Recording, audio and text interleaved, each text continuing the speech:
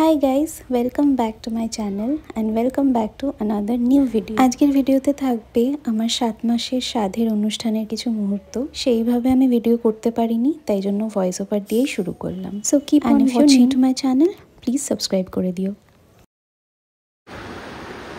তো কালকে আমার সাধের অনুষ্ঠান, আর রিজু এখানে তত্ত্ব গোছাচ্ছে আমার জন্য।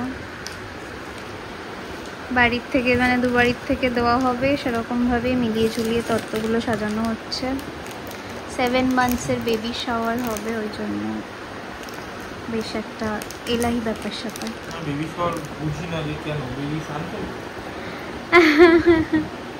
এটা হচ্ছে সাধটাকেই বেবি শাওয়ার বলে। এদিকে সব ফল টল শাড়ি, এই শাড়িটা দিচ্ছে আমাকে মা সাধের জন্য, আর ওই পিঙ্ক কালারের শাড়িটা আমি কালকে পরবো অনুষ্ঠানে। আর ওদিকে সব পাঞ্জাবি টাঞ্জাবি রয়েছে, ওগুলো বানিয়ে নিয়ে এসেছিলাম বাবাদের জন্য, ওগুলো দেখিয়ে দিচ্ছি একটু পরে।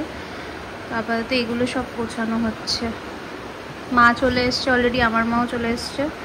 তো মারা এসে সব কিছু গোছগাছ করার কথা, কিন্তু মারা পারে না, ওই জন্য ওকে টেনে এনেছে, বলছে তুই কর।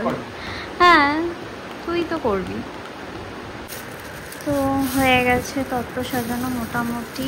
এই হচ্ছে শাড়িটা, এখনো এই একটা ট্রে বাকি আছে, এটাতে ফলগুলো যাবে। এদিকে 3টে তত্ত্ব হয়ে গেছে রেডি, 4টে সরি। কি তোকে বললাম আমাকে দে।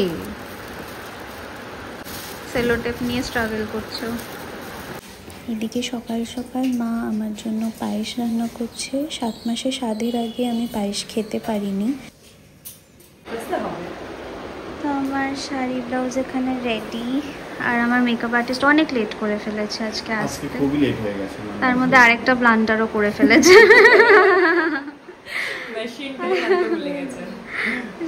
তো এখন আপাতত আমরা স্টার্ট করব। ও এখানে সাজিয়ে নিয়ে বসে পড়েছে অলরেডি সব কিছু, অ্যান্ড আমার সাধের মেকআপ স্টার্ট হবে এখন।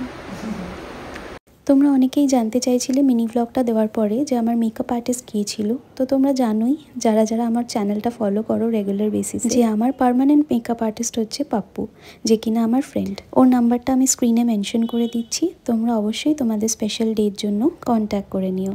সাজানো হয়ে গেছে না, হয়নি, মাঝখানে একটু ব্রেক নিয়েছে, তাই আমি একটু বসে আছি, বসে রেস্ট নিচ্ছি। এটা একদম পুরো বেস্ট খাবার। ফেনা ভাত, সকালবেলা ফেনা ভাত। এটাই তো ভালোবাসি, আমি তো ভাতই ভালোবাসি। তারপর বাবা খাবে ওই কচুরি মচুরি দিয়ে না, আমি কচুরি বাবা কিছু বাড়িতে কচুরি দাও, ওই কচুরি একদমই দিও না। ছেলেদেরকে ফেনা ভাত দেওয়া হচ্ছে খেতে, ভাত কাপড়ের মতো।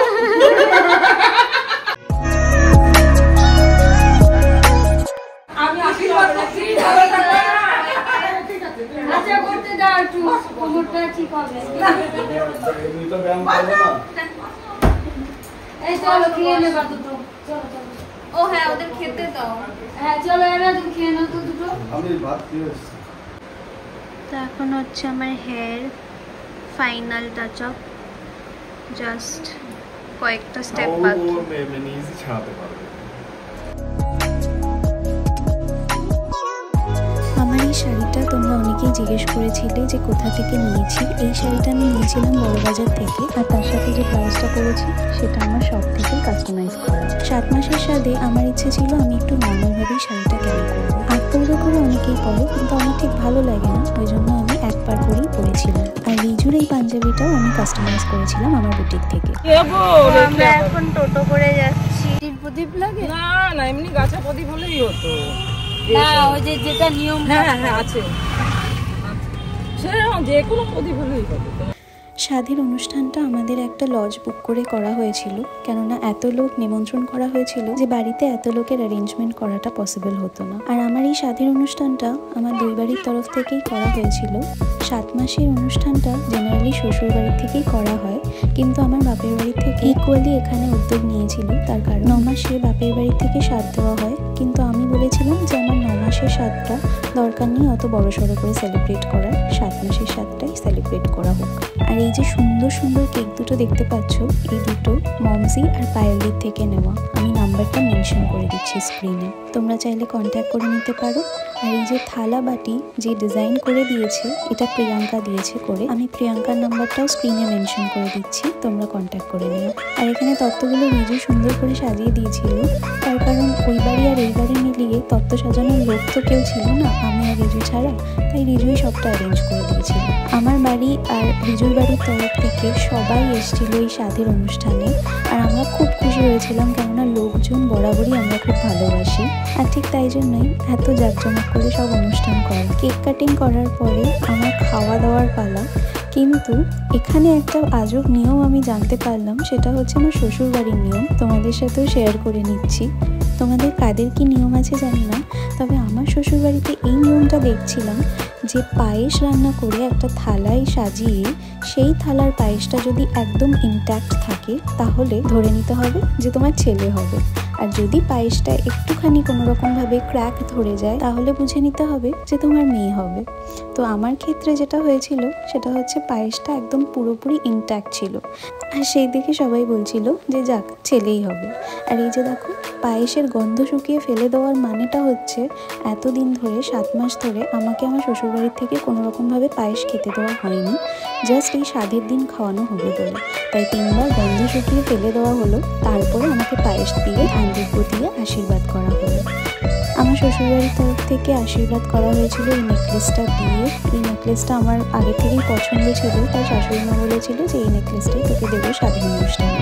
আর আমার বাপের বাড়ির থেকে দেওয়া হয়েছিল এই ডায়মন্ডের একটা নোয়া বাঁধানো, যেটা আমি আগের দিনই মার সাথে দিয়ে কিনে নিয়ে এসেছিলাম পছন্দ করে। আর এছাড়াও রাজুদাও আমাকে এই হারটা গিফট করেছিল স্বাধীন অনুষ্ঠানে। আর বাড়ির সব মহিলারা, বড়রা সবাই আমাকে আশীর্বাদ করছিল এক এক করে।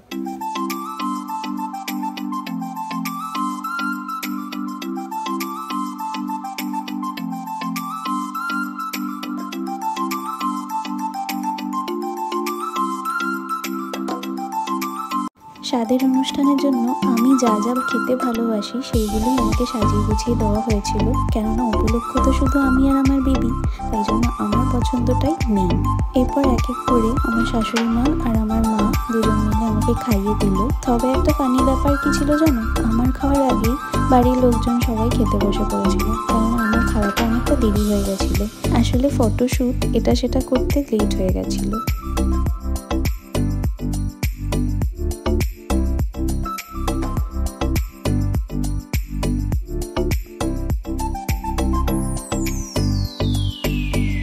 সাথে শাড়ি ম্যাচিং করে আমি বাবাদেরকেও পাঞ্জাবি কাস্টমাইজ করে দিয়েছিলাম।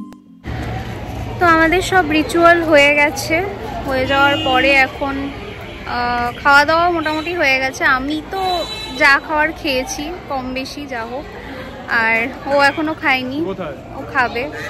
আর নিচে এখন আপাতত একটু ফটোশ্যুট করতে এসেছিলাম পাপ্পুদের সাথে, তো আপাতত ওরা ফটো টটো তুলে ফেলেছে অলরেডি, তুলে এখন চলে যাবে ওরা। এখনো 4টে বাজে অলমোস্ট, আর ওরা এখনো সব খাওয়া দাওয়া করছে। জানি না কখন কি শেষ হবে, এই হয় একটা অনুষ্ঠানে, এটাই হয়।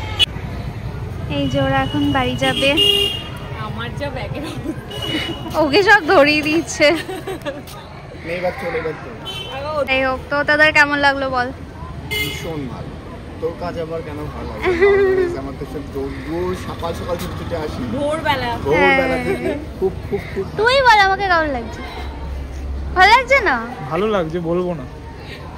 গাড়ি আসছে।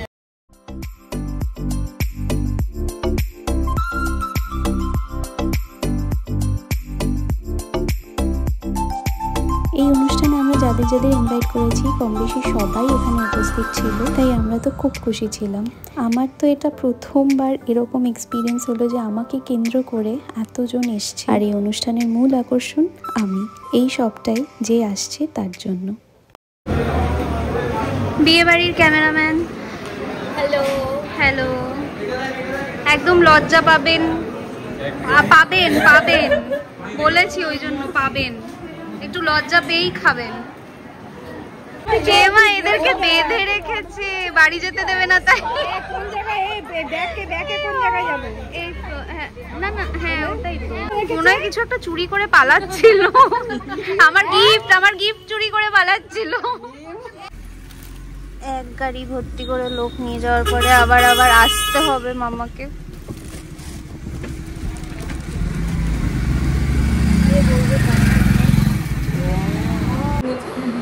শনিবার দেখি একা একাই কল করে তার গান করছে। আমি এমনি গত শনিবার জন্মদিন থাকছিস, এই শনিবার আমার মনে পড়ছে ওই তোর ডাক।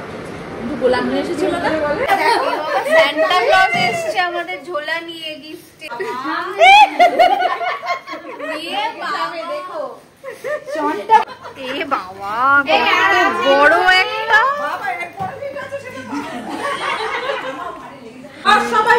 এখন সব গিফট খোলা হচ্ছে। হ্যাঁ বাবা আসতে, সব শক্তি বেড়ে গেছে খেয়ে দে মুড়ি খেয়ে।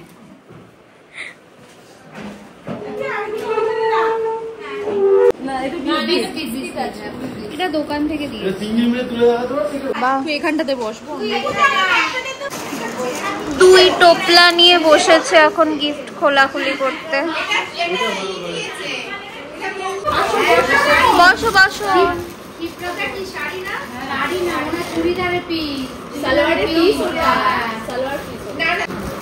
দিদির বিয়ের সময়ও এগুলো আমাদের করতে হবে। আমি থাকবো না। না কেন থাকবি না?